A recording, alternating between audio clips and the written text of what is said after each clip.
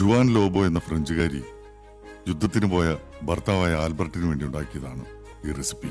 Strawberry കൊണ്ടാണ് Juan ആദ്യ ദിവസം കേക്ക് ഉണ്ടാക്കിയത്. യുദ്ധം അവസാനിച്ചില്ല. വരാമെന്ന് പറഞ്ഞ ദിവസം ആൽബർട്ട് വന്നില്ല. പിറ്റേന്ന് ജുവാൻ ഒരു പിസ്താ കേക്ക് ഉണ്ടാക്കി ആൽബർട്ടിനെ കാത്തിരുന്നു. അവൾ അത് സ്ട്രോബെറി കേക്കിനോട് ചേർത്ത് വെച്ചു.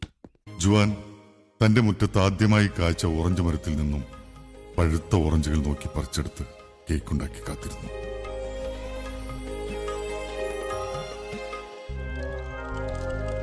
യുദ്ധം അവസാനിച്ചു. 3 ദിവസത്തെ കാത്തിരിപ്പിനൊടുവിൽ അവൾക്ക് ഏറ്റവും ഇഷ്ടപ്പെട്ട ചോക്ലേറ്റുകളുമായി ആൽബർട്ട് വന്നു.